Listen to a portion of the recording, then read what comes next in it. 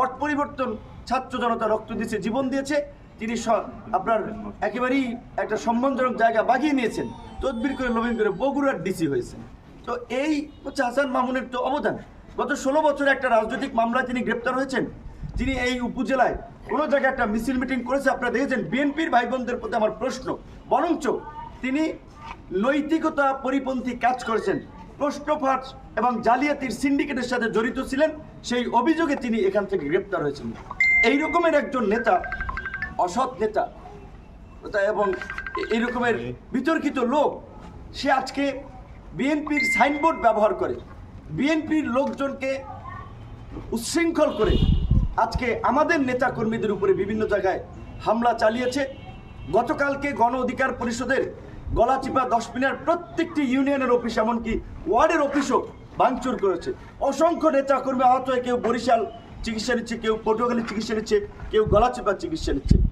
ঘটনার সূত্রপাত কোথা থেকে আপনারা জানেন যে 11 তারিখ এই উপজেলা অডিটোরিয়ামে আপনারা সেদিন কাভারেজ দিয়েছিলেন যে আমি একটা কথা বলেছিলাম যে চরবিশ্বাস একটা ইউনিয়নের একজন সভাপতি 4-5টা বিয়ে করেছে। 4-5টা বিয়ে কি ভালো লোক করে? যার চরিত্র নাই, লুজ ক্যারেক্টার যেটা বলে, চরিত্রহীন, তারাই তো এই সমস্ত ফষ্টি নষ্টি করে। 4-5টা বিয়ে করেছে। তো সে বিএনপির সভাপতি হাসান মামুনকে পয়সা দিয়ে তিনি হয়েছেন। বিএনপির ত্যাগী নেতারা তো অনেকেই গলাচিপা 10 মিনার কমিটি থেকে বঞ্চিত হয়েছে। আপনারা জানেন শাহজাহান খার সাথে যারা রাজনীতি করেছে, যারা বিএনপি জন্ম দিয়েছেন এই এলাকায়, তারা কিন্তু অনেকেই কমিটিতে পদ পায়। এমনকি আমাদের এই বিপদের দিনেও গতকালকে এই সোবান সাহেব, সোরাব সাহেব, এই রেনু আক্তার সহ ছাত্রদল, যুবদলের, আবার এই বিএনপির একটা অংশের নেতাকর্মীরা কিন্তু আমাদের পাশেও ছিল। বিএনপির, আমি ঢালাওভাবে সবাইকে দোষ দেব না, বিএনপির কেন্দ্রীয় নেতৃত্ব, বিএনপির চেয়ারম্যানের উপদেষ্টা সহ অনেকেই সার্বক্ষণিক যোগাযোগ রেখেছেন।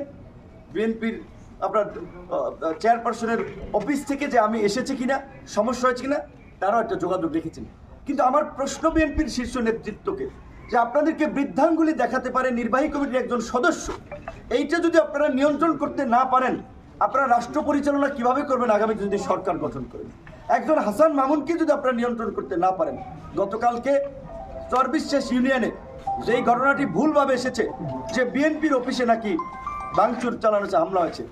দেখেন আপনারা এখানে জাতীয় মিডিয়ার দেশের মানুষ, বিএনপির অফিস এই আমলে ভাঙচুর করবে এমন লোক বাংলাদেশে আছে? বিএনপির অফিস ভাঙচুর করবে? নাই। কারণ দুইটা বড় রাজনৈতিক দল ছিল, আওয়ামী লীগ এবং বিএনপি। আওয়ামী লীগের পতন হয়েছে, আওয়ামী লীগ দেশ থেকে পালিয়ে গেছে, এখন আছে বিএনপি। সেখানে বিএনপির অফিসে ভাঙচুর করবে, এটা তো কল্পনাও করা যায় না। আমার নিজের গ্রাম, আমার ইউনিয়ন চরবিশ্বাস, আপনারা দেখেছেন, আপনারাই জানেন, আওয়ামী লীগের আমলেও এই আওয়ামী লীগের নেতারা আমার পরিবারের দিকে, আমার লোকজনের দিকে চক্ষু তুলে তাকায় নাই, একটা হুমকিধামকে হামলা করে নাই। সেখানে আমাদের কর্মী সভা চলছিল চরবিশ্বাস ইউনিয়নে, আমার প্রোগ্রাম চলছে বকুলবাড়িয়া, সেখানে আপনার এইখানে সে চরবিশ্বাসে আপনারা দেখেছেন যে আমাদের এই কর্মী সভা চলাকালীন সময় তারা স্লোগান দিচ্ছে, তারা আমাদের লোকজনকে গালিগালাজ করছে। সেখানে যেহেতু একই গ্রামের, একই ইউনিয়নের লোক, আমাদের দুজন দায়িত্বশীল নেতা, একজন আমার আপন ছোট ভাই, 2জন লোক এসেছিল, তাদেরকে অনুরোধ করেছে যে ওইখানে যেহেতু একটা প্রোগ্রাম চলে, অনেক লোক, আপনারা ওই প্রোগ্রাম শেষে প্রোগ্রামটা করেন, নাহলে একটা উচ্ছৃঙ্খল উত্তেজিত পরিস্থিতি তৈরি হবে। এই কথা বলার সাথে সাথে আমার ছোট ভাইকে এবং আরেকজন যে পাশে ছিল তাদেরকে এই আপনার ছাত্রদল, যুবদলের লোকেরা বাকের বিশ্বাসের কথায় তারা চেয়ার দিয়ে মাথায় আঘাত করেছে, চেয়ার ছোড়াছুড়ি করেছে। এবং এইখানে যে সমস্ত বেশ কিছু লোকজনের নাম ফেসবুকে এসেছে, এরা বাকের বিশ্বাসের সাথেই রাজনীতি করে, আওয়ামী লীগের অনেকে কিংবা যুবলীগের অনেকে বাকের বিশ্বাসের সাথে রাজনীতি করে। তারাই এই ঘটনাটা ঘটিয়ে আমার ইমেজ ক্ষুণ্ণ করার জন্য, আমার এলাকায় একটা খারাপ মেসেজ দেওয়ার জন্য এই কাজটি করিয়েছে এবং এর সমস্ত নির্দেশনা দিয়েছেন হাসান মামুন। সেই এলাকার ঘটনাকে কেন্দ্র করে সারা উপজেলায় গলাচিপায়, এমনকি 10 মিনিটে এই যে অফিস ভাঙচুর করা হলো, ব্যানার ফেস্টুন ছিঁড়ে ফেলো, নেতা কর্মীদের আহত করা হলো, এখনো রামদাও নিয়ে বিভিন্ন জায়গায় দৌড়াচ্ছে। গতকালকে আমি যখন ভোর রাত এখানে এসেছি, সকালবেলা এখান থেকে যাওয়ার পথে আমাদের বেশ কয়েকজন নেতা কর্মীকে, যে শহীদুল মোল্লা, বিএনপির সম্ভবত সাংগঠনিক সম্পাদক নাকি, তিনি আপনার এখানে আপনার চৌরাস্তা থেকে মেরেছেন। ছাত্রদলের একটি ছেলে সভাপতি দুর্জয় নাম, মাদক নিয়ে পথে নেশাগ্রস্ত ছেলে পেলে, আমি বিএনপির নেতৃবৃন্দকে বলবো আপনারা এই ঘটনাটা নিরপেক্ষ তদন্ত করুন এবং এই কমিটিতে বা এই যে হামলা মামলা যারা করেছে এর মধ্যে কতজন মাদকাসক্ত আপনারাই পরীক্ষা করে দেখুন।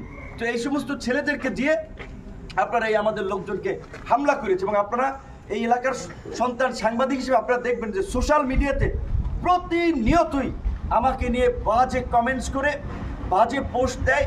এইগুলো আমরা আমল দিই না, কারণ এলাকার সিসকি নেতা ছোকরা ফোকরা কি বললো এইগুলো নিয়ে তো আমাদের মাথা ঘামানোর সময় নেই। আমরা দেশ জাতি বিশ্বকে নিয়ে ভাবি। আজকে আপনারা দেখেছেন বলতে গেলে যে বিএনপি যে ডিসেম্বরে নির্বাচন চায়, গণ অধিকার ব্যতীত কোনো রাজনৈতিক দল বিএনপির সাথে এভাবে শক্তভাবে ডিসেম্বরে নির্বাচনের পক্ষে জোরালো জনমত দেয়নি।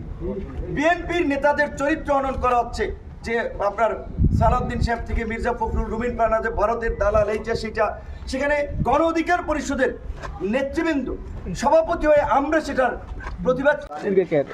আমি আজকে ভাই ফোনটা না যখন মোবাইল দেখাবেন না, আমাদের পরিচিত একজন সাংবাদিক আমাকে ফোন করে জানিয়েছিল যে পটুয়াখালী জেলার ডিসির পক্ষ থেকে নিরুৎসাহিত করা হচ্ছে যে এই সংবাদ সম্মেলনটি যেন কভার না করা হয়, কিংবা যেহেতু আমার বাসা চরবিশ্বাসে উপজেলা শহর থেকে একটু দূরে, আমি একটা রাজনৈতিক দলের প্রধান, আমি এই এলাকার সন্তান, এলাকা থেকে জনপ্রতিনিধি ভবিষ্যতে নির্বাচন করব, আমি আসতে মাঝে মাঝে সেটা জেলাতে কিংবা জেলাতে সার্কিট হাউসে কিংবা উপজেলাতে ডাক বাংলোতে যদি খালি থাকে আমি বলি যে যদি রুম থাকে তাহলে হয়তো 2-1 দিন এখানে স্টে করি।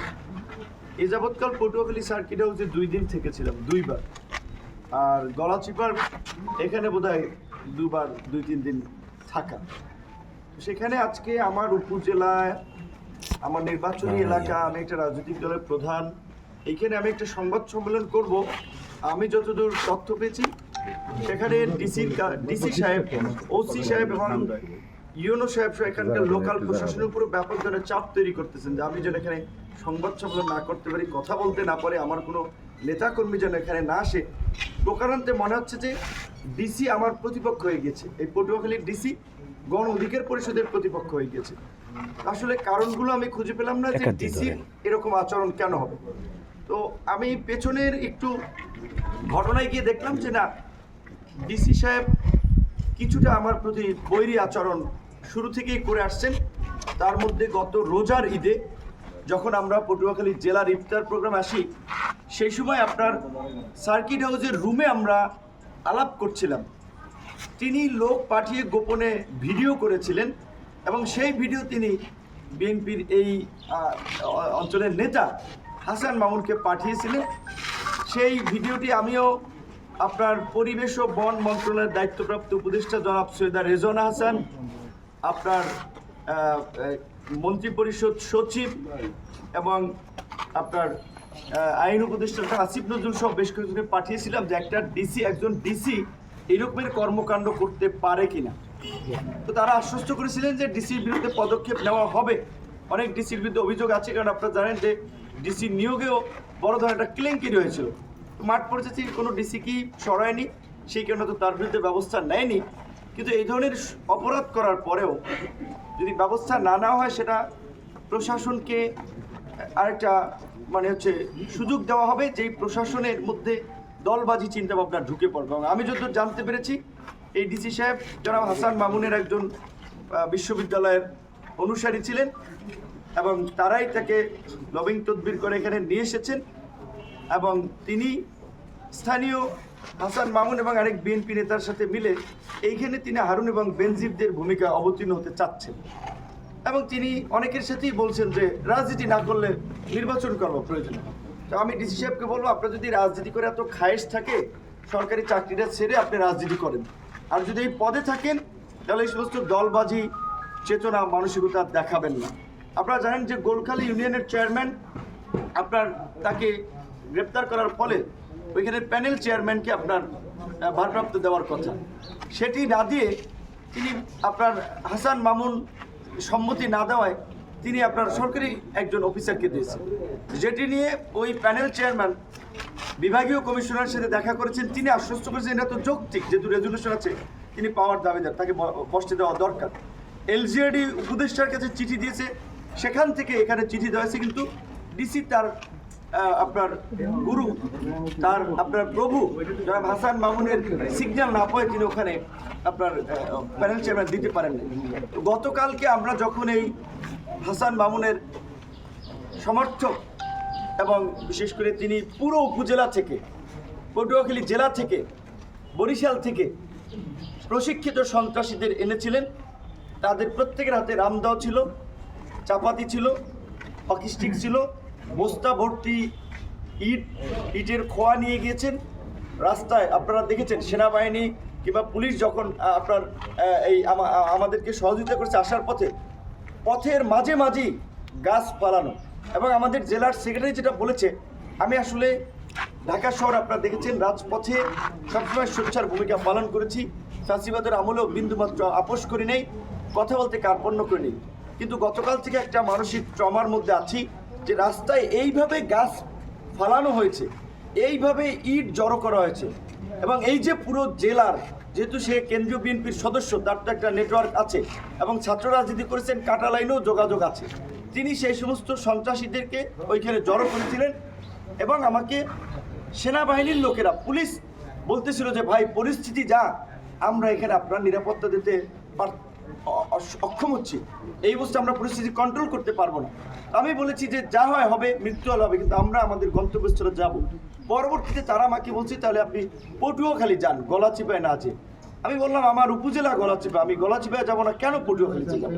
শেখ হাসিনার রক্তচক্ষুকে উপেক্ষা করে নেই আজকে সামান্য বিএনপির এই 600-র অধিক কেন্দ্রীয় কমিটির নেতা, তার মধ্যে একজন নির্বাহী কমিটির সদস্য, যার আপনার সুবিধাভোগী একজন ছাত্রনেতা জানেন, আজকে জনাব তারেক রহমানের মতো একজন জনপ্রিয় নেতা, সম্মানিত ব্যক্তি, এই যে কিছু কিছু ঘটনায় তাকে নিয়ে সমালোচনা করে, এই হাসান মামুনদের কারণেই সেই ঘটনাগুলো, এই যে হাওয়া ভবন টবন বলে এগুলো হাসান মামুনদের মতো কিছু লোকজন জনাব তারেক রহমান ইমেজ ক্ষুণ্ণ করেছিল। 111-এর সময় আপনারা দেখছেন তার একটা সুবিধাবাদী ভূমিকা, একটা মিছিল ওখানে রাজপথে, এবং গত 16 বছরে তার ওয়াইফ সরকারি চাকরি করেছে, একদিন ওএসডি হয় নাই।